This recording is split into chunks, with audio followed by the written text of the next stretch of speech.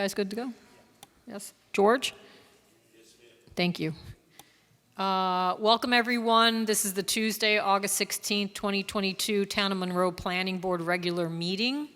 Noreen, would you please do the roll call? Bonnie Franson. Present. Jeff Manson. Here. Pat Shea. Here. Nick Napoli. Here. Thank you. All right, with that, I'd like to point out the fire exits. There are two in front of me and to the rear of the public. There is another, which is a main entrance by which everyone came in this evening.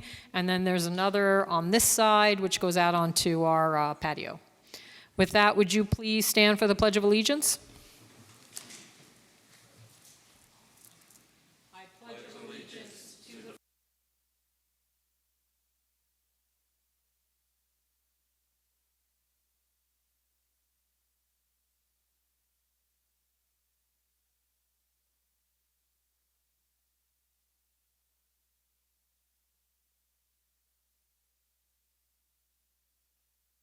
All right, first item on the agenda is continued public hearing for DG Management. If you would all come up.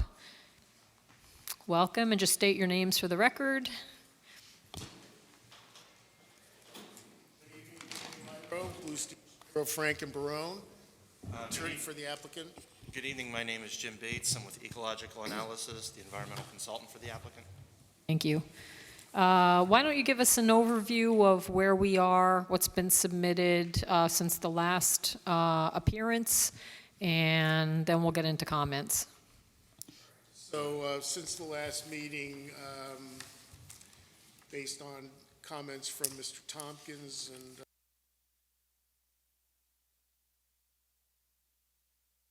submitted additional documentation. There was a letter from Steve Esposito and Associates, a letter from Mr. Bates. I think I sent a letter in at the end of July, and we were responding to additional information requested by the board and to respond to some of the questions that were raised. So one of the things that was requested was that for the conservation area, we would show a monitoring plan and how that would be implemented and maintained over the years. I think Mr. Esposito did that in his narrative.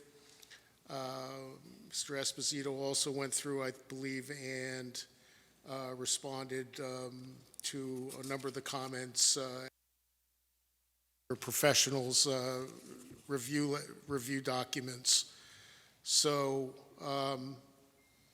and I believe Mr. Bates was able to confirm that upon a site visit, he was able to, he did see monarch butterflies and other species on the property. So at this time, and I think Mr. Tompkins confirmed that in his letter dated today, that was just submitted, where he said that that the applicant has established that monarchs and other species utilize the area. So at this point where we are with the entire process is that the whole issue regarding the conservation, the proposed conservation area has to be determined so that we can get a go-ahead to proceed with this plan as a cluster plan. So I think we've been through 2 or 3 iterations of our presentation on this matter. We're hoping that, with us being able to identify that there are species on the sensitive species on the property, that we can now finally get a determination that we can now proceed as a cluster, as we've demonstrated that these open space areas do have conservation value. So what we're, going through the comments, we're happy to answer them today, but at the end of the day, we're going to ask the board to hopefully make a determination that we can proceed with this plan as a cluster plan. Thank you. So, Mr. Bates, if you would give us a synopsis of your findings, Sure. this whole process of checking for and finding the monarch butterfly and some of the details of that before we move on to our consultants. At the request of this board, we went out and started field studies for the habitat value of the right-of-way back in March. We've been out to the site, I believe it's 4 or 5 times now. We've submitted additional reports with photographs to the board under each time. The board's consultant, Mr. Tompkins, has reviewed those comments and those photos. During the last field visit, we were there. It was a nice sunny day. On the heat of the day, which is typically when you would see them, there was a lot of flowers and other pollinators in bloom, and so I believe 5 to 7 different butterflies were observed, taken pictures of the monarch species plus miscellaneous other species. I by no means am like the perfect guy on butterflies. Little ones the size of the quarters of a quarter, I know they're butterflies, I don't know which ones they are. Luckily for me, except the cardinal blue butterfly, they're not considered rare at this time. But there was other species like a moth that looks similar to a hummingbird, just because of the way it acts, and honeybees and things like that, which are, if everybody knows, the honeybees in decline, which is what we rely on for a lot of our food sources and stuff. So even with the invasive species that are somewhat planted in there, some of it by the right-of-way, because it's considered a ground cover like crown vetch. Some of it just because it naturally came in. There are these species there. I'm not going to go out and say that this is perfect habitat, which is why we suggested the fall monitor or the fall mowing. However, your consultant suggested a spring mowing. It's just a yearly mowing, so we don't mind, because what that does is that knocks down the trees and the shrubs and allows the herbaceous plants and pollinators to grow. So that's really what the butterflies and the other things need. They're not looking for shrubs and things like that. Thank you. So with that, I'll go to our engineer, Sean. Are there any outstanding comments? I know really things have been on hold as we address this whole cluster question. Yeah, that's right. So, the board already adopted the neg deck for the project, so really we're just, waiting to finalize some sewer items as well as the roadway issue and some, minor drainage issues in the village. So at this point, no updates on the engineering items because we're awaiting whether or not they can proceed with the cluster. So. Ashley? Nothing else from my end, either just you'll have to, based on your determination, whether you'll be closing the public hearing. Before you do that, you should, of course, open it up to the public and in the event anyone's here to comment on the Okay. project.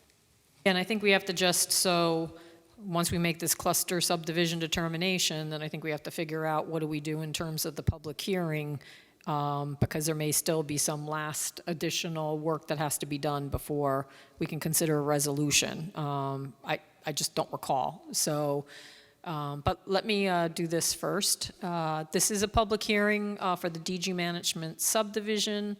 Is there anyone in the audience that wanted to participate and offer comments on this project? Again, it's for DG Management. If you're going to comment, you have to come to the microphone and offer comments. And you state your name and address for the record. You know what? I'm going to give you this. Slide it up. Hello? There you go. Is the DG management the same as the Palatine? It's different. Okay, that's what I didn't know. I didn't know if it was. So where is the DG management? Where is this? DG Management is over toward 208 Route 17. By Rico Terrace and by, it'll actually come in off of Scunnamunk. Okay, thank you. Sure. Anybody else have any potential comments? If you'd stand, come on up, state your name for the record and address. I see someone raise their hand. I don't know if they were stretching or raising it. Letting the person know who's coming in. Oh, okay. All right. Okay, so I don't think we have anyone here that wants to offer comments, so I'm going to then turn this over to our planning board members. And fundamentally, the real purpose of all this gathering information is to determine whether the applicant has sufficiently provided facts that show that a sensitive species is utilizing the site within the easement area to be able to determine that that's valuable open space. And that was really the heart of all this evaluation. And if so, then we can continue with the cluster subdivision and put into place appropriate measures to ensure that the open space, in fact, is maintained for that purpose to the extent we can.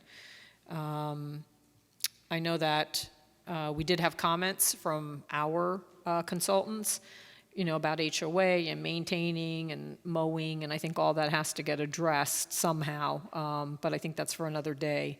Fundamentally, we need to determine whether, in fact, we're going to allow this to continue as a cluster, given a ZBA determination that had been made. So I'll start from my left. Nick, do you have any comments you want to offer? Okay, Jeff? Sure. I mean, clearly, I've felt all along that the cluster plan was the more beneficial plan for this area. I feel that there is value in what's being proposed, even though that includes some O&R easement area. I'm gratified that we did find an endangered species or a threatened species, I guess. And an important one, I think the comments about the presence of honeybees in that area and other species that we can support while protecting and hopefully helping the monarch butterfly thrive in our area and in our state are good things. I've always felt that the area under O&R easement was an important throughway for deer, bear, foxes, other species that I've observed coming across Rico Terrace, down across 208 to use the O&R lakes as a water source. Was walking the dog the other day, noticed a deer trail coming out the property right onto Rico Terrace, as there often is, but it shifted a little from where it used to be. But again, it indicates to me that currently species are using this property as a throughway from the woods back on the far side of Scunamunk to the primary water source in that area of town. So between that and the presence of the butterflies, I would prefer that we continue on with the cluster. Thank you. So for the record, Jim, in terms of the species, the monarch butterfly, what is its status in New York State and federally? It has no New York status. It is a candidate species with Fish and Wildlife to be on their list. Okay, thank you. Pat, do you have any comments? Not really. I think we've, I don't know how many meetings we've had with DG, but I'm starting to dream about them. So I don't have any comments. I feel very familiar with the project. So from my perspective at this point, so the heart of the matter was the cluster subdivision regulations and the fact that they refer to sensitive species and they also refer to threatened, endangered, rare. And so I felt that whatever there had to be some species there that would be present that was of significance. And by virtue of the fact that the monarch butterfly is being considered and is a candidate, I feel that warrants and fits within the concept of sensitive species, as that term is used in the zoning. So from my perspective, I think that enough supporting information, I think there are a whole bunch of other benefits to the extent that O&R won't come through and do what O&R might do. But I think that there's enough information to warrant that this particular easement has some benefit as open space. So I would also support continuing with the cluster subdivision as well. So with that, in terms of the planning board's comments, should we have a formal resolution just stating for the record that we find that there's benefit to the open space area and that the applicant should continue to pursue the cluster? I think by motion, you can do that and maybe specify that without the need for a variance, because previously you did resolve to pursue the cluster, but needed an area variance for the conservation land. But if you're finding this land has conservation value, the variance isn't needed. All right, thank you. So with that, I'll make a motion that we allow DG Management to pursue the cluster subdivision arrangement because based on the record and information presented by the applicant as well as input from our consultant, we have found that there's conservation value in the open space area. The submissions indicate that there's a sensitive species present, the monarch butterfly, and that pursuing the cluster subdivision would allow for that open space to be protected and retained. And then we'll address the details, at a later date. So I'll make that motion. May I have a second? I'll second that motion. Noreen? Aye. Aye. Pat Shea. Aye. Nick Napoli. With that, the motion carries, so we can pursue the cluster subdivision. So I guess the thing to discuss now is what are the next steps? I know that, I don't know if we're bumping up against our public hearing timeframes. Do we have to extend anything, or can we close the public hearing at this point? And then, because I know then we start triggering a timeframe for a decision, so, and I don't know how much time the applicant needs to kind of perfect the subdivision plan, so I just want to talk about timing. So you have, previously, you and the applicant consented to extend the time for holding the public hearing open beyond the 120 days.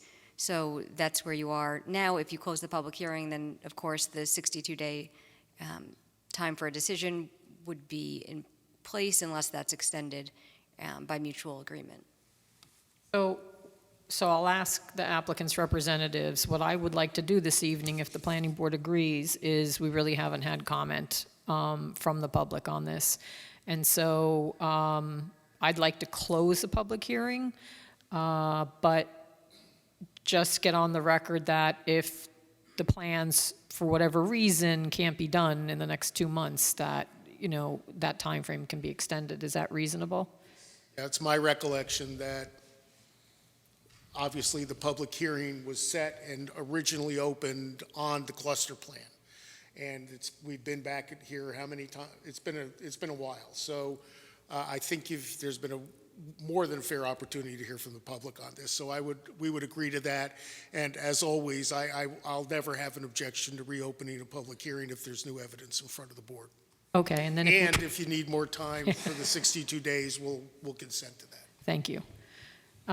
Is that all right then, Ashley, in terms of us? Okay, so I will make a motion that we close the public hearing. May I have a second? Second. Thank you. Noreen? Bonnie Franson. Aye. Manson. Aye. Napoli. Aye. Pat Shea. Aye. All right, so with that, we close the public hearing. We made our motion to allow the applicant to pursue the cluster, and we will refine the plans, make sure the landscaping plan is incorporated, address whatever comments are from CHA. We may have to have some mechanisms to ensure protection and maintenance created. So that's what we should strive to do in the next couple months so we can get to a decision. Are we far enough along in terms of detail to instruct your attorney to do a draft resolution on this for preliminary? I would ask our consultants in terms of, because now we're getting back to the plan. I don't know if what was outstanding and the road connection issue, is everything else? From an engineering standpoint, I think we're ready for conditional approval. The thing, I just made a note to get the comments from Dave to Karen to see if she has any additional comments that will need to be incorporated into the landscaping plan. Okay. And I know the road access is going to be a bigger hurdle, a unique hurdle. How about that? Sometimes I just find that with a draft resolution, it gives you the ability to hone in and Yes. see what's resolved, what's not, what needs to be tweaked. So Right. I'd ask that hopefully we could move that along that way. Are you all right with that? Sure, that's fine, and then any outstanding issues can be addressed, in the interim. We'll just, right, we'll continue to refine it if we need to. So, planning board, I don't know that we need something formal. Are you okay with our attorney drafting the resolution? Yeah. Yes, yes, okay. So, we'll instruct our attorney to do that on our behalf. I can ask one more. Is there anything in particular, or should we'll just reach out and see? Yeah, I think, work together I with. think whatever's outstanding from Sean's last comment memo, and whatever's, if Jim could give a response to Dave Tompkins' most recent, or Jim and Steve together, anything that's outstanding from Karen or that will be received from Karen after she reviews the latest stuff. And I think at one point, John Queen had mentioned there were some discussions with who would hold the conservation easement, whether you were looking to have that be the town or what, so to maybe explore that. Questions? On the mic, please. Our discussion is that the town is prepared to take the property and that there will be at least one HOA on in existence that can handle the maintenance, do a maintenance contract, and coordinate with the town to make sure that annually this thing is reviewed. Okay. Well, we'll have to figure out that mechanism again. I don't know if it can fold it into some kind of, well, we'll have to determine that, some kind of district, or does it have to be an HOA? But I think those are the details that we need to get to.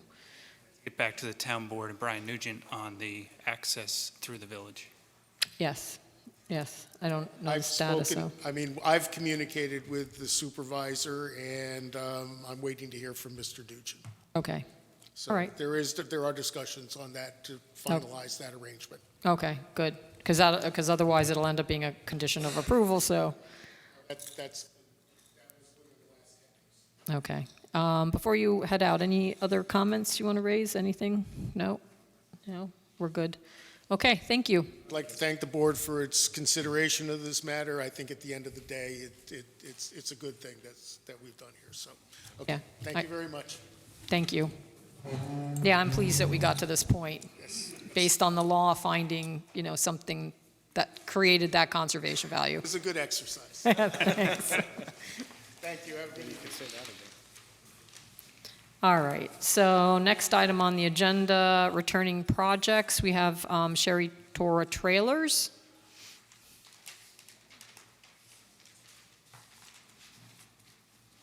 Evening. Good evening, Joel Mann, on behalf of the applicant. And if you could, okay, thank you. Can you give an overview of what you've submitted and where we are?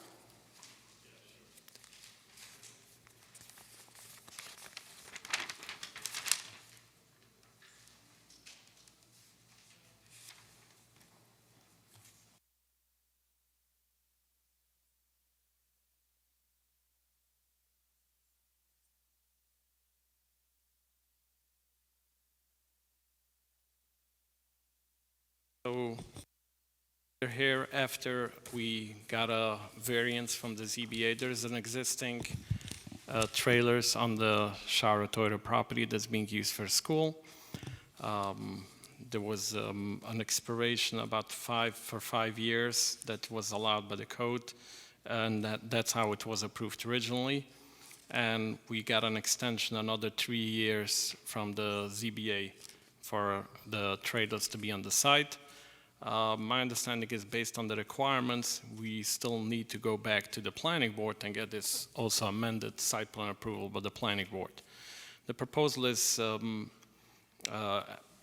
initially was basically to keep everything the same, not to change anything. Just in the last 2 weeks after my submission, it came up some minor rearrangement improvements that they want to do for how the buses will drop off the children.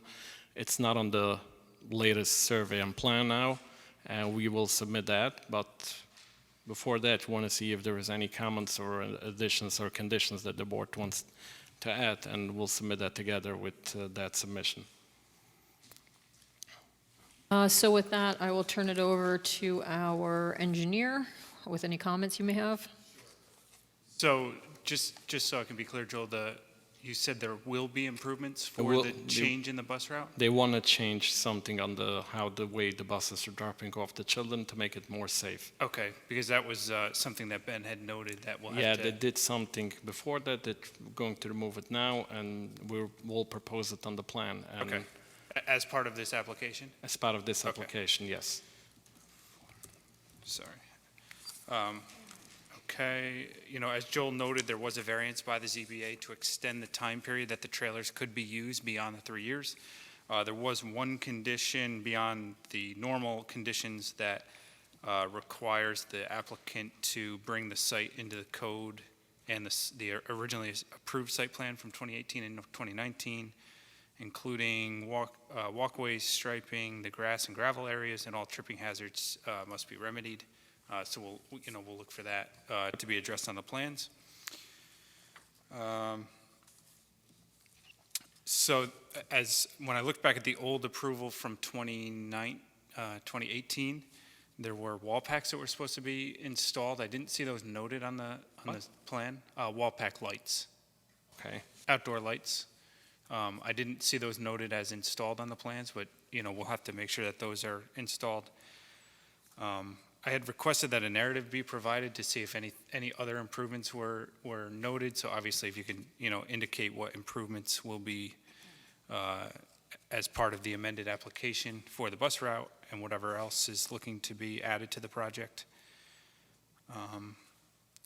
And it looks like it has to go to county because it's within 500 feet of the Heritage Trail. I think a public hearing is discretionary, but obviously defer to Ashley on that, and then, we should discuss secret. Thank you. Ashley, your comments? So I agree, a public hearing is discretionary for this application. Seeker, I believe it would be a type 2 action, depending on, it doesn't sound like there's too many other improvements that are going to be sought, but you may want to wait to classify it just until you have a revised plan with whatever new improvements are going to be on there. But other than that, it does have to go to county, so whether you want to do that now or wait until you have the revised plan. So on the revised plan, what will be added? How will it be changed? How significant will that change be? Nothing major. I can explain it just briefly. The way that the buses are dropping off the children now is they're using the entranceway and Larkin to the site and standing like on the side of the school. So they want to change it that they should rather stay in the front of the school in that location. And they want to put it like, they have like some Belgium blocks to separate that no car or no children shall run out from the bus area into Ivy Lane. It will be like a temporary structure that can be easily removed. So once the trailers are going away. I have actually a sketch here. Is this for the boys' school or for the girls' school? No, for the girls' school, for the trailers. So basically the buses will come on Ivy Lane, will turn around, and will stand in the front of the building with the doors to the building, picking up the children.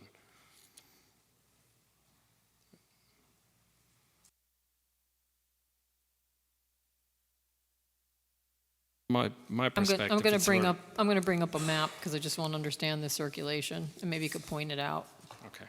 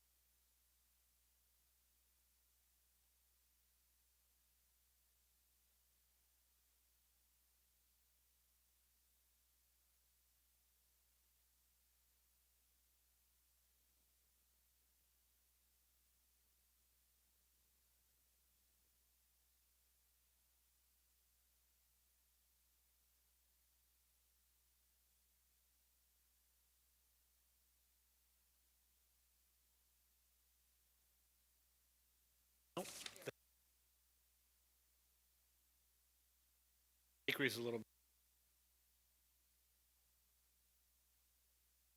About that other bakery, the world famous. All right, so explain to us what's happening and the I changes. should go to the screen? Yes, please.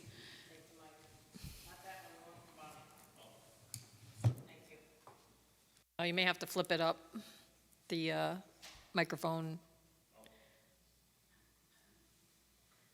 Yeah, you're Okay. good. So if you can move a little bit. Okay. So the way it was approved was all the buses are coming in the entrance to the school and are lining up one after the other on this road. And then there is a path where they're walking into the school.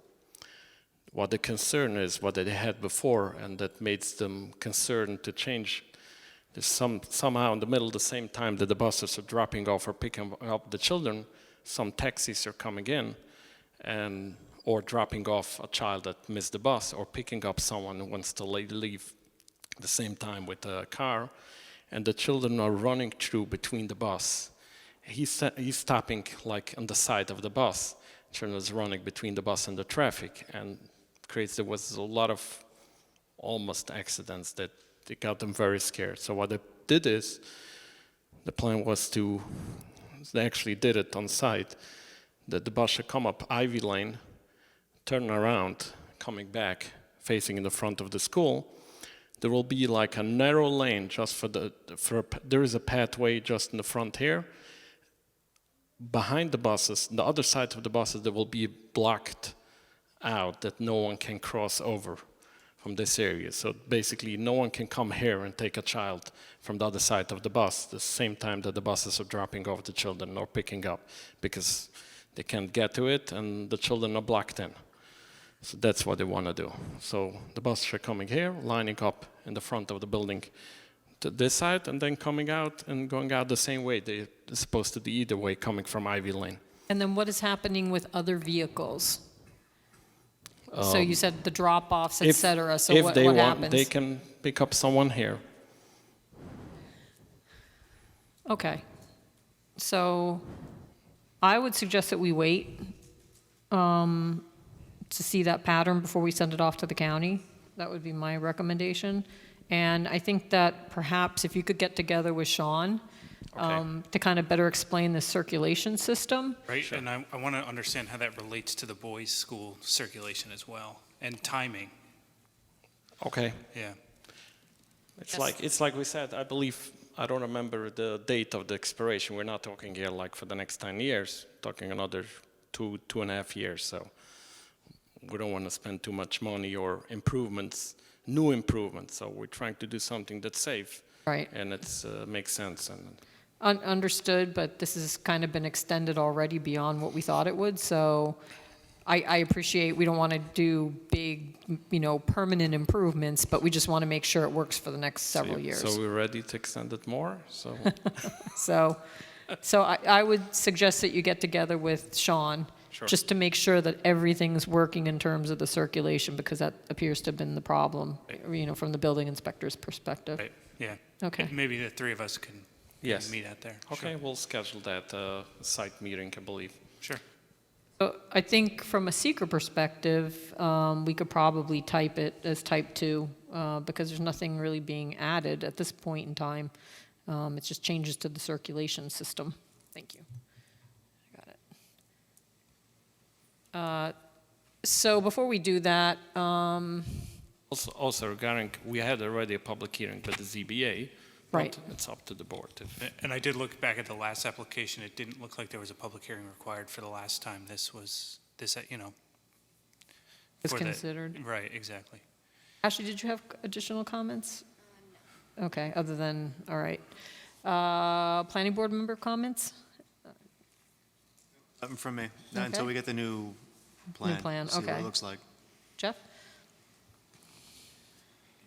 Yeah, a couple of things. So I guess my first question is actually for Ashley.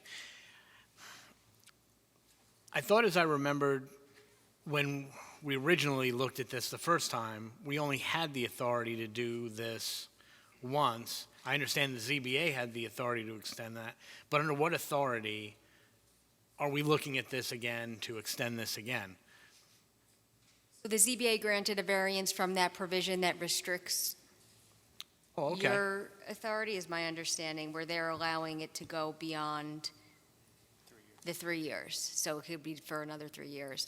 So it was part of their decision that if it was going to extend beyond their variance, now it has to come back before us to, okay, got it, didn't know that.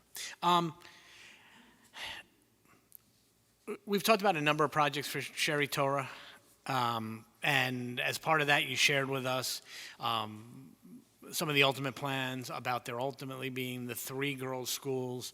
The second one is still being built now? Yes. Right? The third one is still a down-the-road Yes, project. but they have 2 other properties that they just finishing up a building in the village of Kirjol, and they just had a property in the village of South Bloomington that they're working on. So there was more expansion that to protect them It wasn't of the need originally to get more on the table when extensions. we first discussed Yeah, so this. I explained that to the ZBA and gave them a narrative and the comfort level that we're now at a point that we will not need that extension anymore. Once the second girls' school Is done, yes. So one of the conversations that we had, which goes back to maybe 2017 or 2018, when we first did this, I believe it was under this application, was our desire to get some sort of a master plan. Previous to Bonnie and I being on the board, there was an application from Sherry Torah and a conversation with the previous board about there being a master plan. And we talked about that as being a tool for us to help make these decisions. You spoke to us about what's going on with the congregation, how it's growing, and the need for school, and all those things, what some of the plans. But we asked for some projections as to what we can expect. Obviously, some things have changed since we last spoke about this. But so whether it's the narrative that went to the ZBA or something more robust, because I'm certain that this is not the last time we're going to be discussing Sherry Torah. We're just discussing this aspect. Basically, we'll probably come back with a permanent building on this area and this location. So, but again, the things are changing by every season, and depends on what's happening around.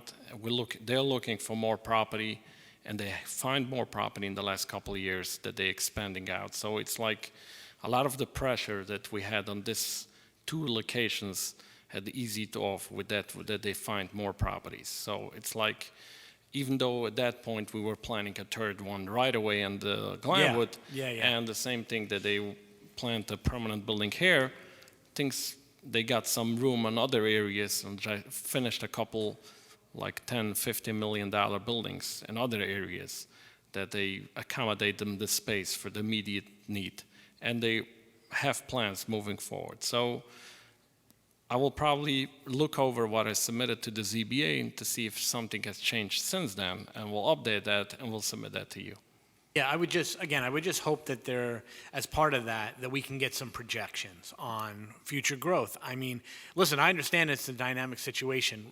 Truthfully, every situation, whether it's a civic thing like this, or or a private venture or a business, we've just gone through 2 years of very dynamic situation where all the plans that everybody had went out the window.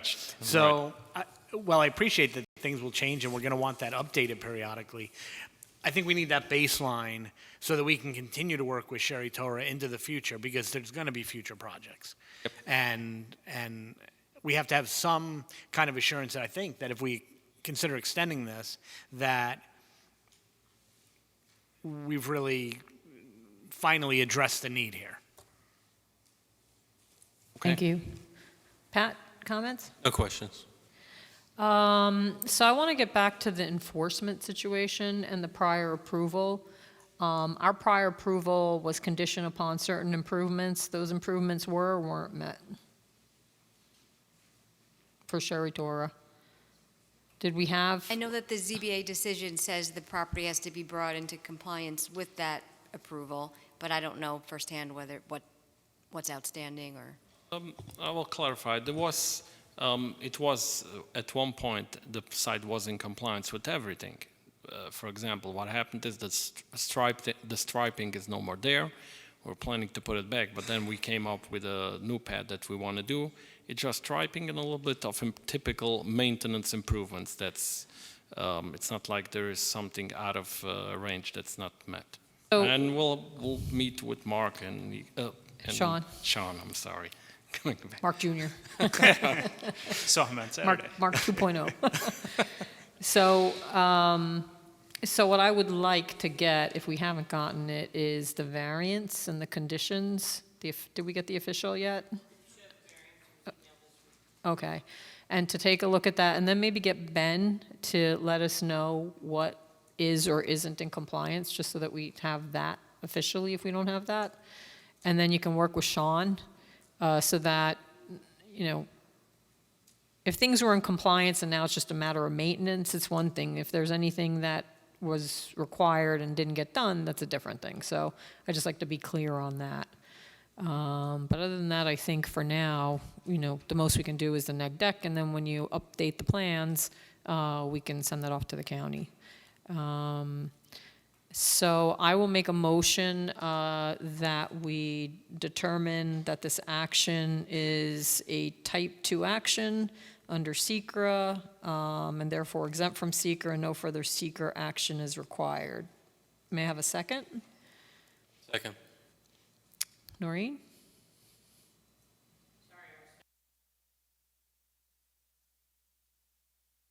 I think you just have to bring it closer, maybe. I'd second that. Aye, yeah. Bonnie Franson, Aye. Jeff Manson, Aye. Pat Shea, Aye. Nick Napoli. Aye. Okay. With that, the motion carries. So again, I think you could work with Sean on that circulation. We'll show it, and then if pavement markings, other things have to be upgraded, we'll do that. In the meantime, we'll just make sure we're clear from Ben what, if anything, has to be addressed as per your ZBA appearance. I don't know that we have to formally do anything with regard to site plan public hearing at this point. Other than, you know, I would say that given the fact that they were in front of the Zoning Board of Appeals and they had to have a hearing, I'm not, you know, I don't know that there's necessarily a need that we do that again.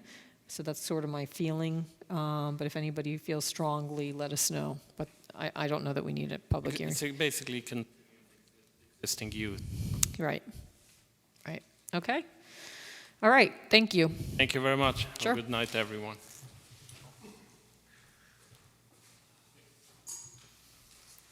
All right. Next item on the agenda is Rye Hill Preserve.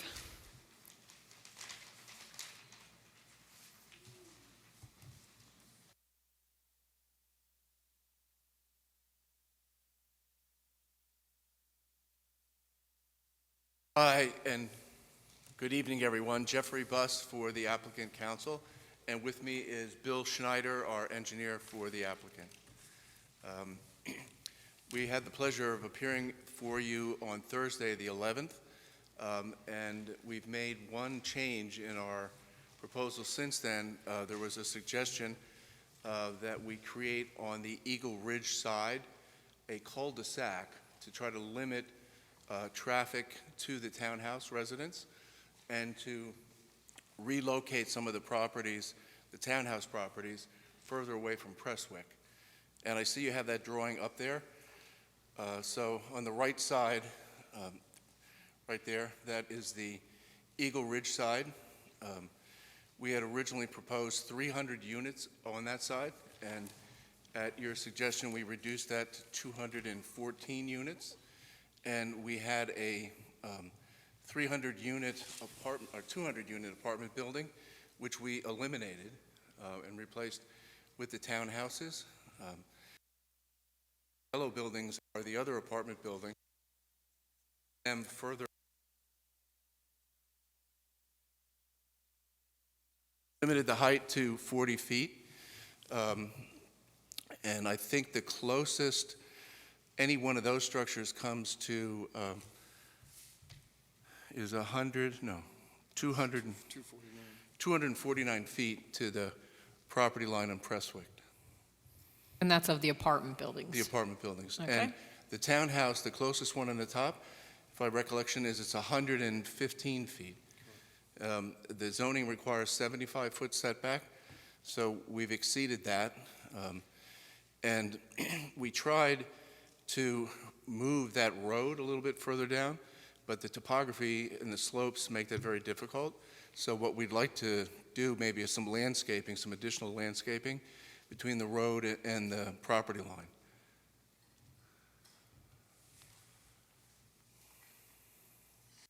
So this application has been in front of the planning board for recommendation. It was referred to us by the town board for our input. And then we have to make certain findings and send it back to them. Do the board members at this point have any additional comments on this layout? We do have, as per our Thursday meeting, a draft report that was prepared by our attorney, which summarized the various considerations we wanted to send off to the town board. But this did come in. I think it's substantially the same except for the cul-de-sac, correct? That's correct, Ms. Franson. Okay. So the other unit layout has not changed at this point? That's correct. There's been no change on the Shea Meadows side. Okay. Any comments at this point? Otherwise, I'll bring up the... So where are you on the Shea Meadows? I don't know if I could ask Ms. Franson to pull it up a little so we could see it, but we have 277 units on the Shea Meadows side. We have 151 townhouses and 126 stacked condominiums. I believe the last time, I wasn't physically here, I was participating remotely, but I believe, if I could recognize voices, that you were suggesting that we basically flip the blue structures for the green structures? The main concern is that the visibility of the large buildings, 40 feet high, correct? Correct. That's in Okay. accordance with the zoning. Right. So from a visibility point of view, they were probably in the worst place on that property. We'd rather not see them if possible. We'd rather them be like Eagle Ridge, what you've done there, and position those someplace else. We've looked at that, Mr. Shea. I don't know where else we could really relocate them. We're not adverse to the idea because we'd like to, be as friendly with the neighborhood as possible, but I don't know where else we could put that. Obviously, Hey, please, we're conducting business. obviously, I know the property pretty well, and I'd be happy to walk it with you and show you where you could put it. I'd be happy to walk it with you. Okay. So at the meeting, we did discuss, and this was something I saw with regard to the recommendations. So Pat, you talked about a southerly hollow. And so in looking at that, I had said sort of at the lowest, lower than the road, lowest point in terms of elevations, because as I looked at the plans, I think we need to really look at the topography. This little southern piece, the way I'm reading the elevations, this seems to be on top, and then it seems to go downward. Like there's a knoll here at the south end. But over here, the way that the slopes are aligning is they're kind of in line with the slopes, so they're not going down either. So they're kind of, I think, at the same elevation as the houses as well. So one of the things I know that I had brought up was, can you put them, farther away, and to Pat's point, at a lower elevation, regardless of where that is, whether it's southerly or easterly, westerly. And so could we somehow line them up, let's say, down in this area? Because I believe this is sloping upwards, for instance, in this location, as you go from, I guess that's east to west, that elevation is climbing towards Rye Hill. But this is, for instance, at, it's looking like 750. And then if we're over here, we're looking at 780, 770. So there may be some places to perhaps tuck this a little bit more into the landscape. So at this point, I think our hands are a little tied because we had 60 days within which to make a determination. And so we're using the time we can, and there have been changes, including breaking up the massing, putting buildings, the apartment buildings on the other portion of the property below grade in comparison to surrounding, neighborhoods. But I think there's still some additional work that needs to be done. So our recommendation is going to have within it those points, and we're going to give it to the town board. We think there's more work that needs to be done, and the town board can refer it back to us if they determine that that's appropriate. But again, we're working within our 60-day time period, and in fact, I think we've had a little bit of an extension even from that to some extent. So, yes. Can we just go back and take a look at the Eagle Ridge portion of the property? I just have a question about the cul-de-sac.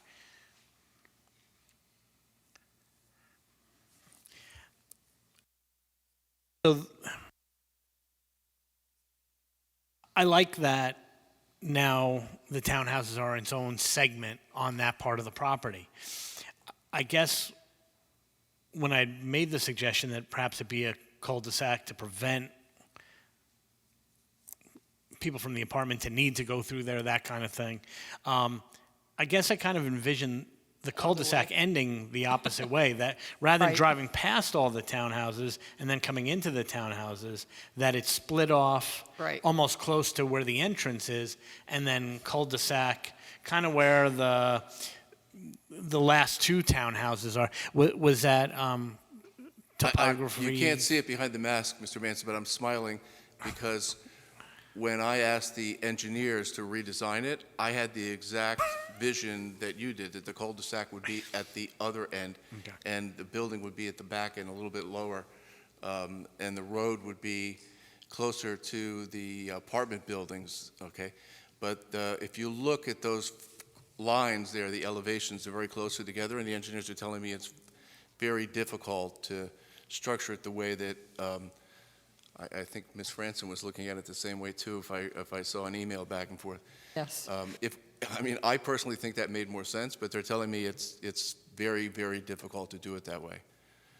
So I actually literally had the same comment today because I recall the conversation. I know what you were thinking, which was to dead end it at the other end. And the effect was doing it this way, and this is what I expressed in the email, I feel like we have a longer segment of road adjoining Prestwick Gardens.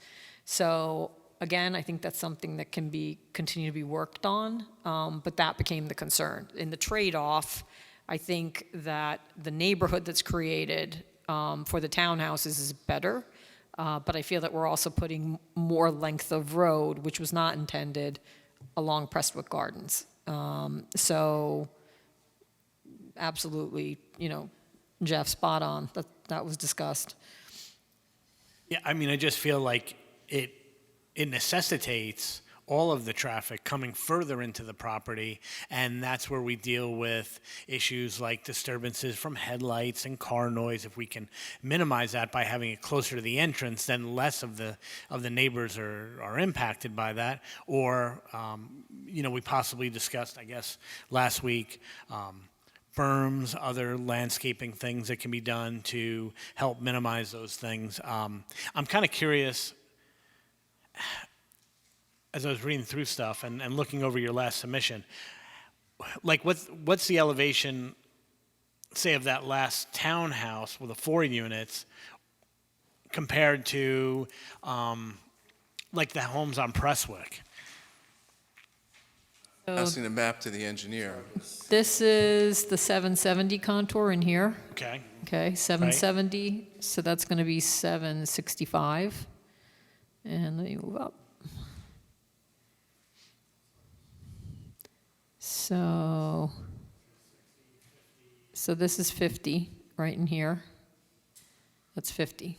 It's between 750, those homes are probably between 750, 740, the highest ones.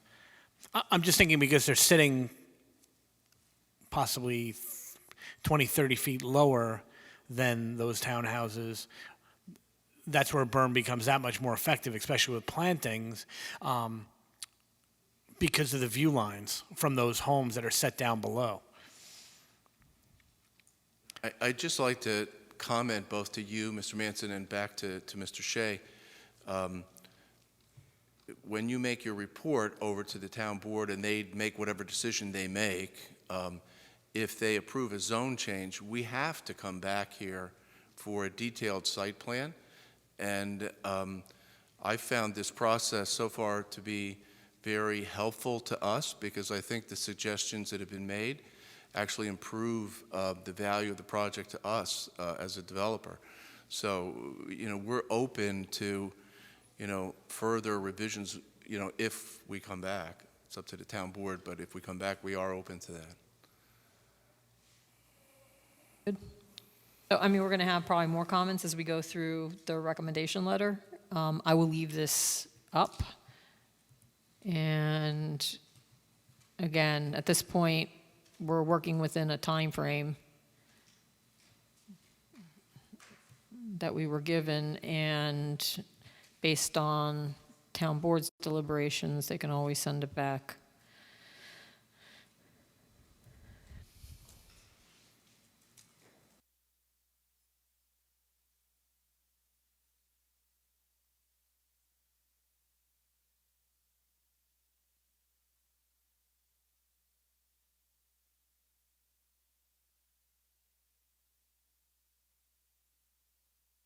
All right, so there's some redlining based on input that was provided. I provided input, Sean was also providing input, and if you have additional input you'd like to add, we can do that. So I'm actually gonna read it for ease. Planning board has reviewed the amended petition of Sunbrook Partners LLC, the petitioner to create a conservation cluster residential CCR floating zone, the associated master development plan for Rye Hill Preserve, MDP, and related submissions during meetings held on June 23rd, July 14th, August 11th, and August 16th. I've been authorized by the Planning Board to convey its report on the proposed petition and MDP pursuant to Town Code 5794B5.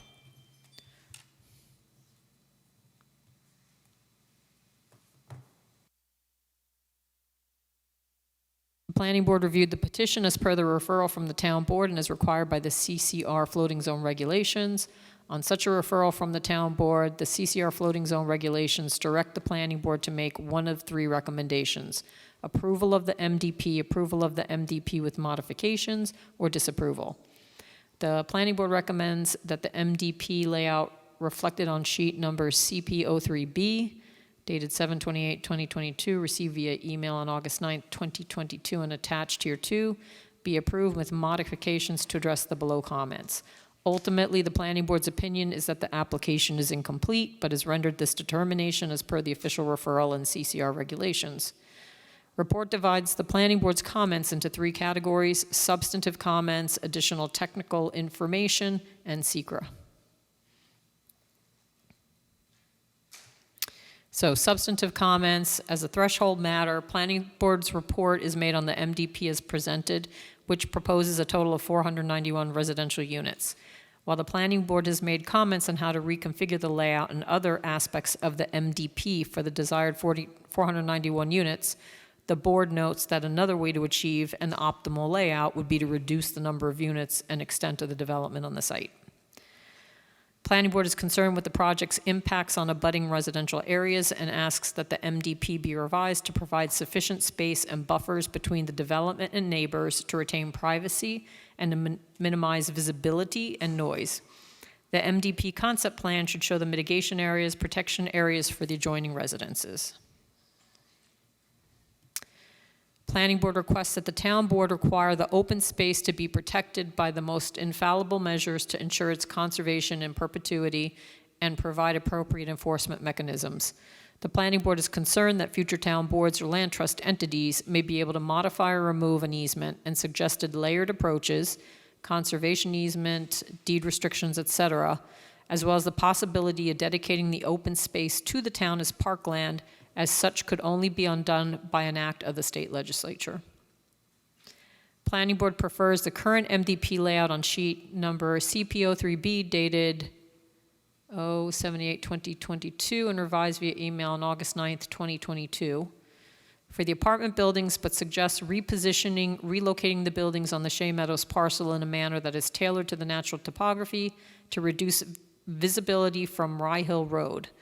The board suggests relocating the stacked condo buildings farther away from the road and into an existing hollow or on the portions of the site with elevations below Rye Hill Road's grade, and moving townhouses to the east with the goal of reducing the visibility of the entire development to the maximum extent possible.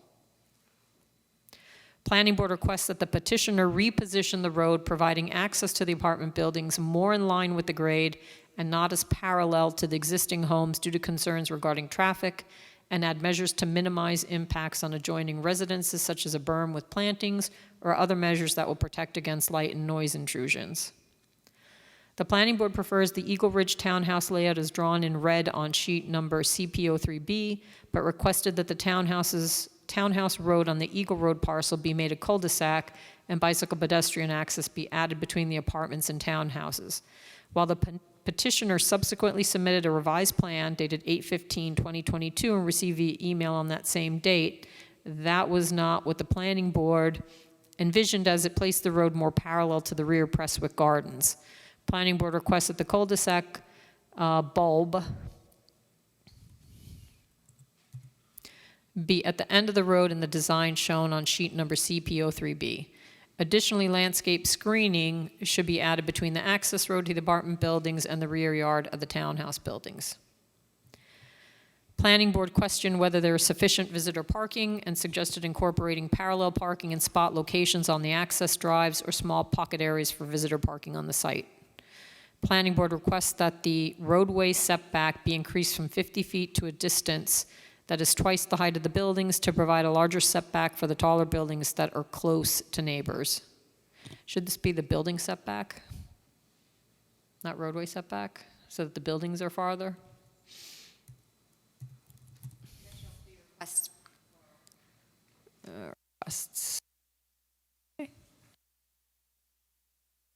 The location of any clubhouse buildings, especially if they have outdoor recreational amenities such as a pool, should be located farther away from property lines and more interior to the site.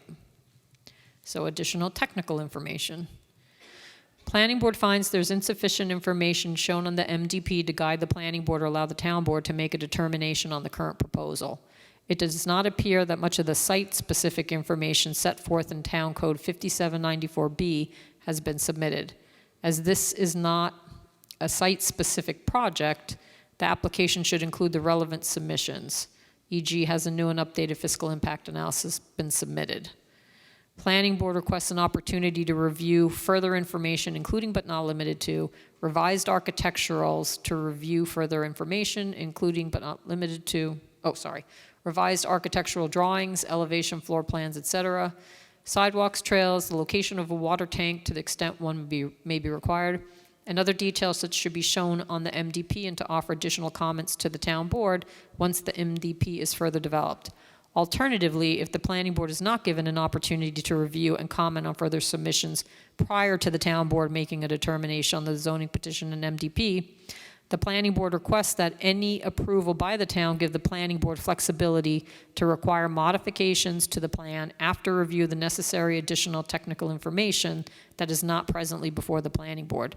Under either scenario, the planning board requests that to the extent the town board approves the MDP, any such approval specify what elements of the MDP are within the planning board's authority to modify, and or what type of modifications to the MDP for layout, density, etc., would have to be sent to the town board for approval.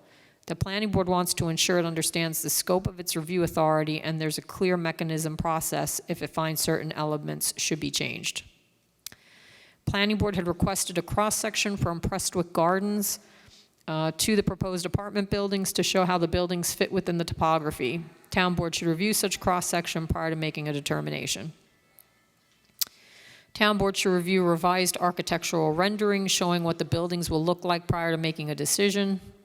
Petitioner has not submitted floor plans for the current proposal. Prior to making a determination, town board should review general floor plans to verify the proposed bedroom count, which will affect issues including water demand, sewer demand, parking demand, etc. Further, the town board should confirm that the zoning restriction on maximum unit size has been met. Planning board requests that the MDP clearly show the roadway connections to Prestwick Gardens are for emergency access only. Also, the ability to connect must be explored with the Village of Monroe. Petitioner should advise of any discussions with the Village of Monroe regarding such connections. The board is very concerned about the source of water for the project and asks that the petitioner demonstrate an adequate water supply before the town board makes its determination. If the petitioner intends to connect to the Village of Monroe water supply, the village should confirm it can provide the development with water before the town board makes a decision. The board notes that water will not only be required for domestic use, but for fire protection as well. Most buildings will require sprinklers.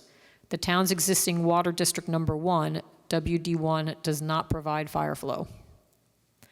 Plan should clearly show the limits of disturbance. Planning board notes that no proposed topography has been provided to understand if the grading has been kept to the minimum amount practicable.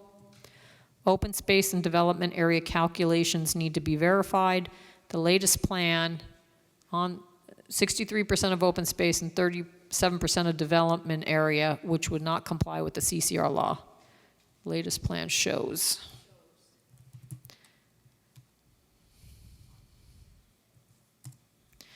MDP does not presently comply with the off-street parking requirements under Town Code 5749 as a petitioner is seeking a zoning amendment to reduce the parking requirement for apartment buildings to match the requirement for senior citizen residences. The MDP does not comply with the advisory design considerations that discourage front-loaded garages and recommended sidewalks. The petition and narrative summary, revised May 26, 2022, indicates that 98 units will be workforce housing. However, the CCR requirement of 20% of the proposed 491 units would equate to 98.2 units. As you cannot have 0.2 of a unit, it appears this should be rounded up and the workforce housing requirement would be 99 units. Also, while the narrative indicates compliance will be monitored by New York State Homes and Community Renewal, it does not specify the manner in which this agency will enforce, administer the restriction or the time period the same. The narrative summary indicates management will provide adequate means of enforcing and administering the age-restricted units, but does not specify the manner in which this will be accomplished or the requisite time period. Any such measures should include a deed restriction or comparable means. The narrative summary discusses placing the land in conservation easement with Orange County Land Trust. However, the planning board is in receipt of a letter from OCLT indicating it has not been contacted by the petitioner and has not agreed to accept any interest. As per the CCR standards, within the 35% of lot area designated for development, no more than 65% of the area may be covered with impervious surfaces, the rest to be comprised of landscape areas, lawns, or open areas left substantially in their natural state. The calculation has not been provided. The town board's referral required the petitioner to provide an updated response from New York Natural Heritage Program. Petitioner indicated a response was requested but has not yet been provided by New York Natural Heritage Program. The town board's referral required the petitioner to add map notes to the MDP indicating that construction will commence before August 2025 and that there will be no tree cutting from April 1 through October 31. While these notes were added to certain plan sheets in earlier submittals, they were not contained on later revised layout plans. Town board should ensure these notes are on the MDP prior to taking action. Town board's referral required the petitioner to utilize native trees, shrubs, and plants in a planting plan to be submitted. No planting plan has been submitted to the planning board for review. SECRA. Planning board has asked that the petitioner provide a matrix evaluating how the proposed MDP differs from the test case studied in the generic environmental impact statement for the CCR floating zone amendments to the zoning code. Town board should require such analysis prior to making a decision. As noted above, the planning board is very concerned about the availability of water to supply the project and asks the petitioner provide the town board with an updated analysis of water impacts prior to any determination on the petition.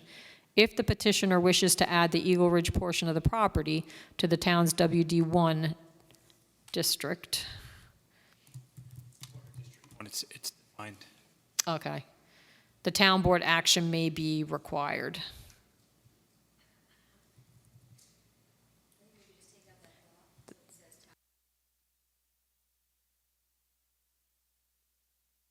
To Comma, where it says WD1, comma, take out the, just say town board action.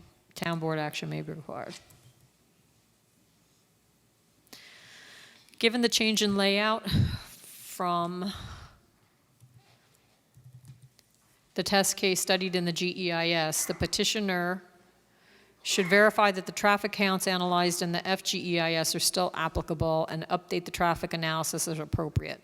Any changes in the number of units exiting onto Rye Hill Road as opposed to Orange Turnpike should be analyzed. The petitioner I has think that, I'm sorry, that second reference should just be GEIS instead of FGEIS, just to be consistent, because it would have been analyzed in both the DEIS and FGIS. I deleted that. Thanks. Petitioner has calculated the parking requirements based on its proposed zoning amendment to reduce the parking required for multifamily dwelling units. The town board should address that from a seeker standpoint prior to making any determination. Orange Turnpike and Rye Hill Road are scenic roads as per the adopted comprehensive plan. They would be subject to scenic road standards contained in the zoning chapter. As part of SECRA, how is the scenic buffer being maintained? Will the project be visible from it? Please do not hesitate to contact me should you have any questions or comments. So that is the draft of our report. Is there anything else that we should add or consider? Can we go in the second section to point number 6, please?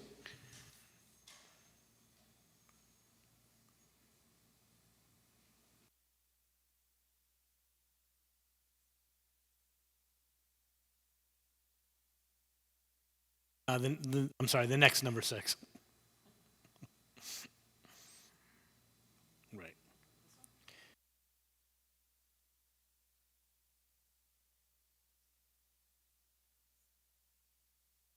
There was one talking about using landscaping. Was it above? Maybe I missed the wrong number. Oh, okay. Yeah, so the last sentence, additional landscape screening should be added. Can we reference, say, possibly a recommendation for, or at least make the suggestion including things such as berms, plantings, and other. I think we referenced berm.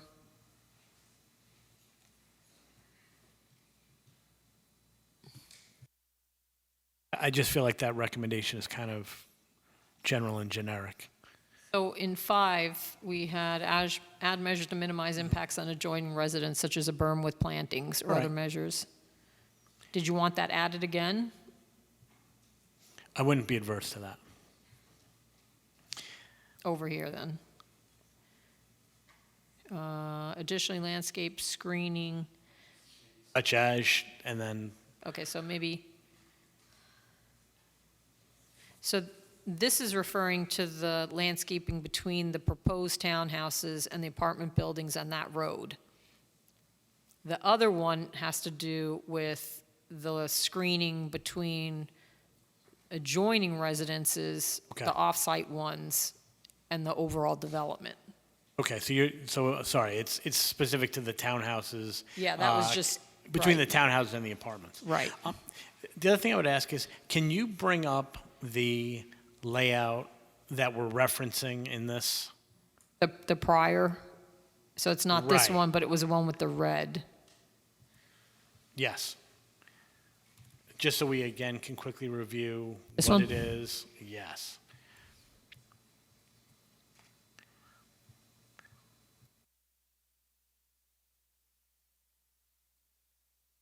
Thank you. Yeah, the print version, there were 2 versions submitted dated 7/28. The other one was sort of the townhouses split along two roads that both eventually led to the apartments.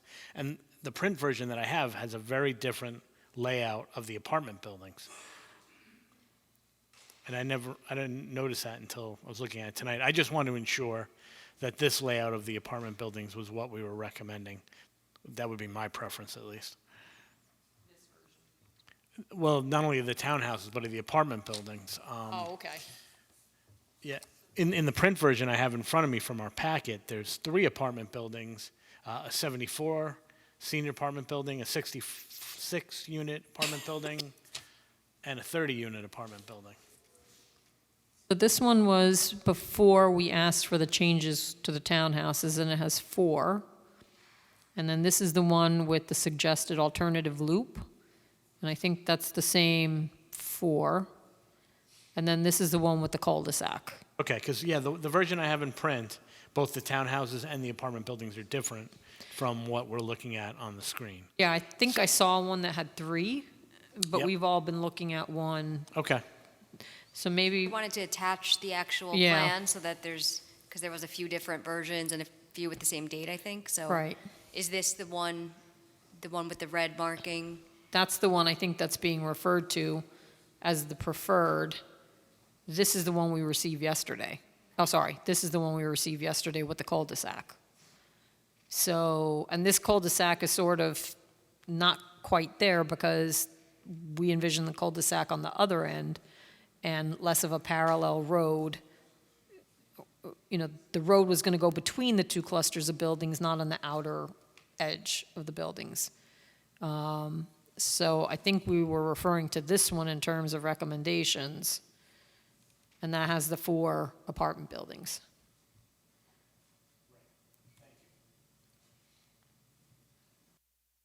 And maybe some here, we can, maybe somewhere, yeah. Well, you're going to attach it, so it's going to show 4 apartment buildings. I was going to say we could say it narratively, but then we'd have to describe everything narratively. Well, in that number 6 you were just at, do you want to add in there prefers the Eagle Ridge townhouse and apartment layout? Because right now that sentence starts, Planning board prefers the Eagle Ridge townhouse layout as drawn in red, but requested that the townhouse road okay. on the Eagle Ridge parcel be made a cul-de-sac, which is what we have requested.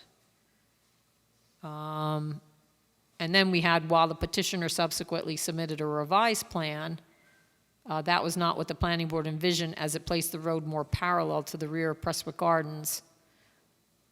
The planning board requested the cul-de-sac bulb be at the end of the road in the design shown on sheet number CPO 3B. So that's that alternative that we talked about. Any others, Pat? No? I think we hit your point about in the hollow. And we were discussing water, I believe, Nick, so that's in there. Yep. And so I think we've hit upon all the other items. I wanted to make sure also that we felt that we didn't have all the information that perhaps we anticipated in going through the process, and that we're opening to reviewing additional plans when we get additional submissions. But here are our comments at this point in time, given our referral period. So should we make a motion to adopt this letter? our motion to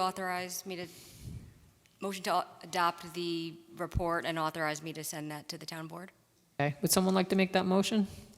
So moved. Okay, so Pat will first it then. May I have a second? I'll second that motion. Okay, Jeff second. Noreen? Bonnie Franson, Aye.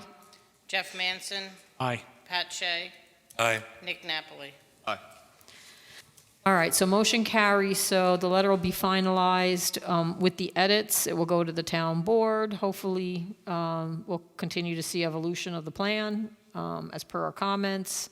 It may come back to us, but we've basically addressed our referral obligation and our determination.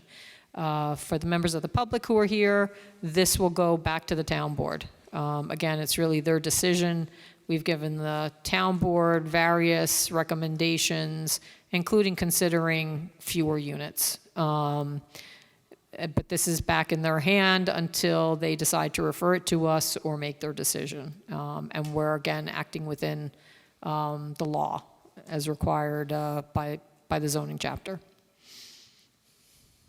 All right, any comments? I just wanted to say thank you for the hard work in a very compressed period of time. It's appreciated. You're welcome. Would have liked to have more than 60 days, but we're operating within our time frame, so thanks. All right. With that, we're going to move on. Thank you. So next we have just minutes. Did George Lithgow? Out in the vestibule. Should we bring him in if he just wants, well, we don't have a quorum. Ashley, do you want to go to talk to George and tell him we don't have a quorum? I think Maureen wants to. Well, Noreen can. No, she doesn't. But while we're doing that, actually, before you possibly go, whoever's going to speak to George, I do want to introduce Dylan Penn. He's been sitting here listening in on our deliberations. He is our new planning board member. Welcome. And we have two new alternates. Luis Rivera, back there. Hey, Luis. Luis is one of our alternates, and then we have a second alternate that was selected, but I don't believe he's here. No. No. So welcome, congratulations, thank you. Glad that you're on board. So yay. All right. So with that, I He guess, can sit up there tonight. huh?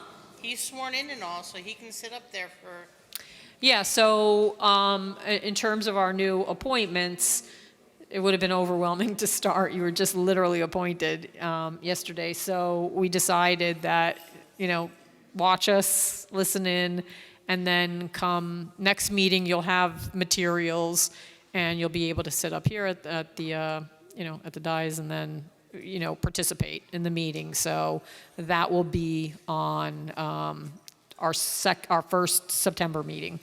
And Noreen can get you the schedule. If you need anything, please talk to her in terms of materials, or if you just, again, need anything or need assistance understanding process, et cetera. So she's here to help you out. Okay? Did I see George wandering around? Oh, there's George. So we don't have a quorum for BJ's. We will be on the September agenda. The one thing I did want to say, George, is we want revised plans. I know we're not supposed to be talking about it, but I just want to say we want revised plans. his approved, or he could at least listen as a full member tonight. We threw Nick in the first night he was done. Hey, and he's still here. You know what? I think just for this evening, because of our problem, but we don't have a neg deck to adopt. We don't have any resolutions. But George, if you want to communicate with us, we could bring our new member up so that we have our quorum. So, and Jeff will need to recuse himself. Come on down. This is The Price is Right.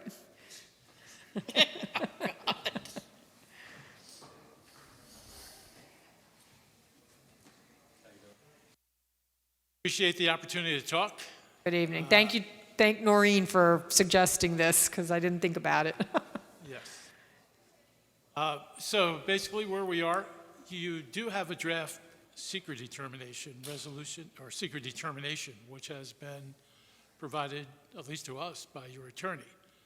Whether you choose to act upon it or not, my concern is trying to figure out how we address your concern about water. What I was told is unless we get a letter from the village, we will not have addressed that concern. I had indicated a communication. Sure. Jeff, can you close that door, please? I'm hearing too much that I'm not. Thank you. It was too much coming in the window. Oh, I have to create minutes, so it's difficult. that doesn't work, Okay, George. invite them up too. Go ahead. So I had suggested an email or just some communication, an alternative maybe Sean can speak to, the water supply person, but we just need something validated from the What I can village. tell you is the village mayor has said they will need to discuss it at their September. Oh, okay. do. There is a concern because of the drought condition. I'm not sure if there are other considerations that affect it, but they want to go through this village process before they do anything. Okay. I talked to John Mike, and I think Pat Smith talked with the water consultant, and that's the direction. Okay. I can't give you something. But what we can do is demonstrate there is adequate capacity to provide us with water, and that we have the right to be provided with water pursuant to the water agreement, and just to be sure we're not causing an impact. We'll agree to a condition that we will not apply for a building permit until we have a will serve letter or some other form of approval that can be presented to the building department.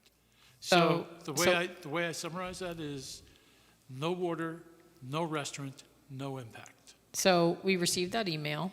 Actually, I think it went to Sean. And then it was forwarded to us. I don't know that the entire planning board has that email at this point in time. It came at 1 o'clock today. We've been talking to the village and. No, I appreciate trying to that. get So we aren't prepared to do the neg deck this evening. We have a brand-new member who doesn't have any knowledge of this project. But we will do it in September. Having said that, I would like the plans updated because we've been getting various comments, things were going to be addressed, but we need a full site plan package with the revisions made so we can do the neg deck and the resolution. And in the meantime, let's work on the water is going to be discussed at the September 16th meeting, you said, the Harriman Village? 15th? 13th. 13th? The Tuesday after your first meeting. The Tuesday after our first meeting. Okay, well, It's odd because the first meeting is the 8th, so there's a whole week in between the Thursday meeting and the Tuesday meeting. so they will have had it before we have our A week before. Tuesday your meeting. Tuesday Okay, meeting. so the timing works. The other way around. They will not have had their meeting until after your Thursday meeting. Right. The Before Tuesday the before their Tuesday Okay, meeting. so We have a your Tuesday meeting's on meeting the after that. 20th. And there's just a number of questions. Will the village actually produce a letter? Will they produce it for the meeting, after the meeting? We're not sure. Will you have a quorum? You didn't have, I don't know if you intentionally gave the alternate the evening off. We're just we have 3 missed months. If this issue had come up, we could have addressed it 3 months ago if the I meeting. argued that it did because I had, a number of times it noted that the village had to accept the water improvements, so. Right, and they are going to accept the water improvements, and that'll be a condition that's on the plan. But the question of whether or not we can get a letter from the village. But we need some, it can't be a promise, we need It's not a to some promise. evidence. It's not a promise. No, but I It mean, is- you normally, with all our other applications, we get some letter from a provider that says we do or don't, or can or can't provide service. So we don't have that. What you have is even better. You have a contractual obligation on the part of the village to provide service. You don't need a letter. Well, I think that you made your attempts to get something from the village, and then today at 1 o'clock, that information was submitted to us. But literally, I don't know, Pat, have you seen that? I don't even know if we got that. No, I haven't seen it. And Madam Chairman, I do have a question. Okay. So he's suggesting a fallback position if he can't get the permission for the water in a letter. He's saying that they will not ask for a CO or building permit until they do have that. Is that something that we can do? Well, I think the issue here is the negative declaration. Yeah, so it's twofold. So that's something you certainly need, concrete, something saying that they're going to be providing the water before you could ever issue a building permit. But this, for purposes of seeker, you have to take a hard look at potential adverse environmental impacts. There has to be some basis for you to find that there's available water. So whether, and I haven't had a chance to look at what was provided today, and if there's something clear in there that says, this capacity is reserved, and it's, you could demonstrate that it's all not being used as far as what was reserved, then that might be good enough for your neg deck purposes. It's just haven't had an read it? opportunity. I'm not going to consider it right now, though. The Well, board's not going to It's one take paragraph. action. We're not taking action tonight, George. I'm sorry. Okay. We're not. Well, I want to point out you could take action. You choose not to take action, that's your prerogative. We're- Obviously, I can't. We compel you. had the person who had been sitting in not appear. We weren't going to have a quorum. We do have a new member here. He has absolutely no knowledge of this application. So we're not going to take action. If we get the revised site plan, let's work with the village. If we need to contact them, we can do that, and we had indicated we would be willing to see if we could reach out as well. And perhaps we can even maybe do a special meeting. I mean, we'll figure something out, but right now, we can't take action this evening. We're not taking. And I understand what you said. I'm not, Right, it's the neg deck. Ashley received information today. She has, from her schedule, she has not been able to look at it. We've also been working on Rye Hill as well. entire section of the water agreement, 4 paragraphs. Mike, please. I don't feel comfortable because we're doing this on the fly. Well, And we're it's- putting our attorney in a And position. I think ultimately as well, I mean, I have reviewed the resolution and made edits to that. I know Sean was reviewing it as well, so even if you could theoretically do the neg deck, which I agree, I wouldn't be comfortable advising you on that at this point, you wouldn't be able to adopt the resolution tonight because none of the boards reviewed it, and that's where we are. So at most, So it was issued to the board last week? I mean, you sent the resolution to the board last week after I spent my weekend reviewing that as well as the stuff for I'm talking Rye about Hill. the seeker resolution. Oh, I'm talking I'm about not the site plan expecting resolution. site So I'm plan saying even if the board were to do secret tonight, they couldn't give an approval tonight. Right, but So, the concern is if we don't get the seeker past this water issue with the village of Harriman, then, and we don't get a letter from them on the 13th, and that's what you're looking for, then we're going into October.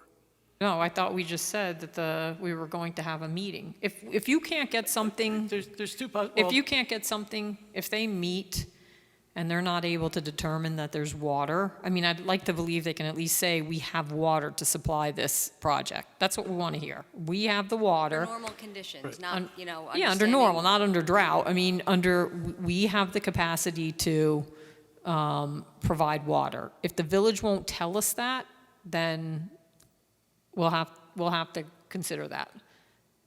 We've been through this once before with the village of Harriman. We, when meaning, This well, before actually, our you time, or? The planning board was involved because we had an application for Outback. The application was made, okay, that was before our time. yeah, but unfortunately not mine. The application was made, and then at some point during that process, they asked, the planning board asked for, I believe, a will serve letter or some affirmation by Harriman. Harriman said, well, we have an issue with this applicant because John Carl, the then water superintendent, was going to look at the well that's on well number 1, and he went through the automatic gate. And when he came back out, he crashed down on the hood of his car. So we're not going to serve until you guys, RD, the applicant, pays for the hood. And we went around for a couple of meetings about whether or not they could do that. And eventually it got resolved. You have an Outbacks now. And that's essentially what's at issue here. If we don't have water, we're not going to build a restaurant. If we don't build a restaurant, there's no impact. And, But if you have no water, we can't do a neg deck. well, yes, you can, because we're not going to have an impact on the water supply without the restaurant. So this is, But we're also, we would also be tacitly saying, we're moving forward and we're issuing a neg deck, well, you're also, look. the and neg- then we're going to approve something not knowing The- there's no water? I mean, No, it doesn't make sense. No, you're not doing that assuming there's no water. Because if we weren't, if you didn't have water, then we wouldn't approve the project in all likelihood, and there is no need to do a neg deck. I don't believe you have to do seeker if you're going to The deny it. circumstances would change because they'd probably come up with a With an well to alternative. serve. Exactly. Yeah, Right. But the point is, in order for the land use approval to take place, you have to make a secret determination. That secret determination does not say you do or don't have water. That takes place with your land use application. It is a requirement of the building code. It's a requirement for a CO. It's a requirement for a lot of things, but not for seeker. Seeker asks you, is it going to impact a water supply, or is it going to impact groundwater? And this is 250 gallons a day coming from off-site in the village wells. The question really boils down to is, does this require an environmental impact statement? Because if you determine an environmental impact statement is not required, it does not conclude your site plan process. But it does conclude seeker. That's what the seeker determination says. It does not say there is no impact. It says, we have a choice to do that this evening, and we're not going to issue a resolution, so we might as well wait with the potential that we could get a letter or something on the evening that we make a decision. first, That's my choice. I hear what you said, and I'm now moving to stage 2. Okay. Which is September 8th is the first date you meet in September. Okay, If we can demonstrate to you, before December 8th? September 8th, sorry. Right. If we can demonstrate to you at that meeting that we satisfy the need to show a water supply that we will be provided when necessary by the Village of Harriman, because we have a contractual obligation. And you haven't read it, but assume it's true. There is a contract. It is between the RD and Village of Harriman. And the language, when you do read it, will say they have an obligation up to 210,000 gallons of service to provide HPP users with service. So I will say that between now and that date, Ashley can review whatever was submitted. If Ashley I think we'd believes, want to see that agreement, which I think you said you submitted, or at least you said you submitted the relevant portion, and excerpts. what's the usage currently based on the existing entities that are already getting water from the village. Right. So And if Ashley agrees that that is reasonable for making a negative declaration determination, then we'll put you on the first of those meetings. So I'm going to leave it to Ashley and Sean to determine whether that's adequate for the neg deck. And it's fine putting you on the first or the second, just as long as we can get to that point where we're okay with the water. would much rather come knowing what's going to happen than do what's But happening know tonight. that to get on the agenda again, we really want, because the plans we have are getting dated. There were landscape plans. Also, when we get submissions or we have the back and forth, it's the night of, and we get nothing in writing as far as how things are going to be responded to. So if we could, from the engineers, get an updated set of drawings, revised, incorporate traffic, landscaping, and whatever else was outstanding. And if they're not going to incorporate something, to send us a response letter saying, here was the comment, this is why we're not addressing it in advance. I don't think we have any traffic changes to the site plan. We do have landscaping changes. I believe we've sent a response to CALA. We have not received something. I mean, they're working on their schedule. Okay. So, And then any that Sean may have had. right, and we've also, and one of the other tasks I have tonight, because Chirag has to drive 3 hours to find out, the answer is whether or not you've had an opportunity to look at the revised tree plan, because it was circulated, I believe, yesterday. And basically, what it shows No. is, okay. I well, got it here's- yesterday, so I didn't have a chance. So here's, But we'll send it to Cal also. well, we're sending it to the tree commission, who has to review and give you comments. As well. So I'm respectful So But Ward Broward trumps Cala. Noreen has the map here. Ward is here, so we can most definitely provide it immediately so that we can get comments back. Yes, because then we can submit a coordinated Yes, submission agree. and take care of all that business. So when's the invite date, Noreen? Because we should probably hear back from Ward before then. Invite date for the September submissions is August 25th at noon. Ward, I don't know how long it'll In take the you. building. Gerard watching? I'll call him on the way home. And whoever sends your other reports, we're closed on Fridays. They need the hard copies here so that I can get the packets done. I don't think there's a lot to do, so we'll try. I'm to just get it telling you, done. they send them overnight to come on Friday, and I tell them every month we're not here for the summer. I will advise them accordingly. Thank Thank you. you. Because then the packets don't get done. So The- we can work on a resolution, we can work on the neg deck, we'll put you on the first meeting. If Ashley agrees that what's been provided is sufficient, she'll consider that. If not, then we still need something from Harriman. I know the water commissioner. I'll reach out to him as well. Okay, great. Got to talk to them. Didn't hear a word you said. George's going to yell at us. design- The He other will- George. Yeah, where is he? Is he sleeping? Are you awake down there? He might be asleep. Oh, he answered you. Or if I wake, he did? Oh, I didn't hear it. Okay, maybe I'm asleep. George, just because I haven't looked, when you submitted that this afternoon, did you include some type of evaluation of the capacity that's being used by what's there presently?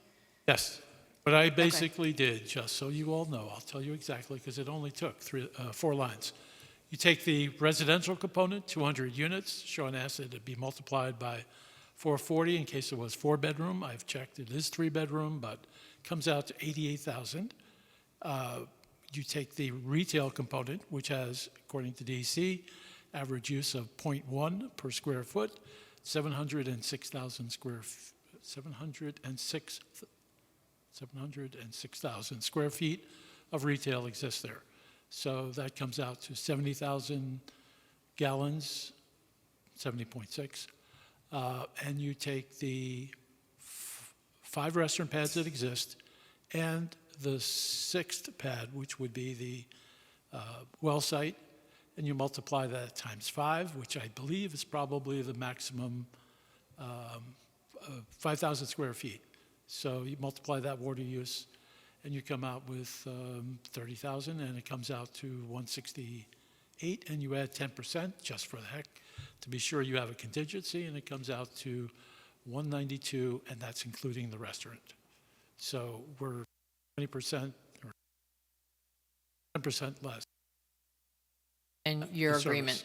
Because from my perspective, there can be an agreement, but that won't mean that they have the water. So that's a problem for Harriman, but if they don't have water, they don't have water. So that's a little different than an agreement. Well, if they don't have water, we're treated the same way as every other user in the village. So if they're prohibiting connections, we will deal with that. I mean, that would be a problem. Right now, they're prohibiting outdoor lawns and car washing, I believe. And we're not planning on either one of those. So. Did you send them your agreement, or they have an agreement, or they have whatever information they need to evaluate your additional pad space? Because they could also argue that what was approved is whatever was the original we site met plan, with them and and that there's an discussed- additional pad. We met with them and discussed each of the uses that were being proposed. The BJ's change is only like 150 gallons. Yeah, it's the restaurant. Right, it's the restaurant at 2,500. So they were aware of that when we met. Yeah. There was no concern that was expressed at that point. Otherwise, we would have had whatever discussion we needed to have with Harriman long ago. So Because that's, to me, that's the piece that, the agreement, whenever it was made up, was based on a plan of whatever the pad sites were, whatever the development layout was at that time. Well, We're adding yes. an additional building, plus there's still a pad. Well, one of the additional buildings we had was the Target retail area. The Target, The Target retail building strip. That Okay. was not in the original existence. agreement? No, it was actually proposed to be a warehouse, which would have comparable use, but there was nothing up there and nothing that actually was constructed until 2006, when the water agreement is from 2001, I believe. Was the agreement modified when that pad went up? No. So they just, but they had to consent, or they acknowledged they had the water for it? We're happy to, because it's at, I can't hear you. the water supply agreement provides for us to have water, but it's at out-of-village rates, which I believe it might be double what the in-village rate is. So we're effectively providing a subsidy for the village water users. So Okay. we're happy. Okay. Thank you. So my final question, stage 3, if you will, is we have in the draft resolution I prepared, I didn't hear you. Did you say said straight? Stage 3. Oh, stage 3. Stage- I was like, I didn't hear you. Stage 3, final question. Okay, stage 3, thank you. step 3, whatever. The final thing that I did want to just not get an answer to, but just see if we could work with the board and come up, when we come before you for site plan, there will be conditions. We've identified 10. Those conditions are in the draft resolution I provided to Ashley, and I think I copied you guys because of the timing. But, Ashley will certainly look at those, and she'll make up her, all I've offered is a recipe. Ashley's going to do whatever she feels is appropriate for you. But what I would ask is that you take a look at the conditions and see if there's anything in there that either you disagree with in terms of how it's phrased, or something that you don't see there that you would like to see, so that when we come in, we know what conditions are being requested, because we'll see them in Ashley's draft resolution, and we can respond appropriately. We could do that. And I just want to point out 3 of the conditions in there are the result of the GML comments. There's one that requires basically an inspection process for the fuel tanks and sealing. That's the required recommendation. We've addressed that, I think, in condition number 2. There are a couple of comments. One relates to bats, one relates to solar. We've also addressed them. I can tell you the bat thing we're going to do, because we have to do it. We'll do it the way that it's normally done. The solar thing, we have looked at the canopy, and the canopy is not suitable. There's just not enough area to make it economically feasible to put a solar canopy there. I think they will look at the store to see whether that might be a location for solar, but the recommendation was we should look at the canopy and see if it would be suitable for solar, and the answer is no. But it's not Was there a reason provided why it wasn't? it's just not economical. There's not enough space on it. It's, I don't know what the space is, but they did look at it. They did do some calculations, and the calculations would not support putting solar there. And it would really be, at that point, only, I would imagine it would only work for the, Were these required modifications No, or those- just recommendations? there's only one required Advisory. modification, and that's the one that requires the tank installation be inspected and the well decommissioning Okay. be inspected. That's also one of the first, that's number 1 condition. And we have agreement with Harriman about how that would be done. They will inspect it and be sure it's being done by a competent DEC registered, well drilling, certified decommissioned person. So, we're So- trying to wrap this up. So Ashley will have the draft resolution amended based on your record. And then Sean, if he hasn't already, will add comments to it. I'll take a look at it. We'll get it out to We've the. already, Yeah. been reviewed in detail, and we'll have a draft to the board and to you before the next meeting. Yeah, so we'll work on it, and then we could do that so that we're in a position where hopefully most of the conditions are already addressed as per your stage 3 request. I've And in the tried. interim, if Sean or I have any questions about the water issue, we'll just reach out to you. Appreciate it. Yeah, and you're welcome to reach out to Sean and to Ashley as far as if you need assistance, or me, we need to talk to the mayor or something, just to get some kind of, yes, there's water, let us know through Noreen. So the meeting on the 13th, we're not going to have an answer. The mayor, as I understand it, the mayor wants consensus from the board. Okay, But I appreciate the offer of assistance. you're welcome. Thank you. Okay, thank you. I'm glad this did make, it was worth the trip. Yes. Have a good night. All right, with that, I'm getting a headache, so I really don't want to do the minutes this evening. That's good, because half of them we need Steve Thorback for. So we will do the minutes next week, or next Next meeting, month. sorry, when Steve is here. No, he's not due back anymore, because we have a full board. So he wasn't required, tonight was his last meeting. No, so we may not be able to approve them. Either that, or we ask him to come back for one more meeting. So we have to, again, are these definitely the minutes that we have a quorum? January, well, we let Steve do it. The March and the April and and March, April 19th. March and April, we have a quorum tonight. Okay. For review. May on, we need Steve for. Okay. All right, so we'll look at this at the next meeting, That's fine. and then we'll add the minutes from this meeting. Yep. And the last meeting to Yep. that list. So with that, again, welcome. Louis or Luis? Louis. Dylan, and we'll be meeting in September. Robert is the other gentleman. Rob? Robert. Robert, okay. All Who right, so. won't be here for September because he's traveling. Oh, okay. So with that, may I have a motion to adjourn? I'll make that motion. Second? Second. All in favor, say aye. Aye. Aye. Who got the second on that?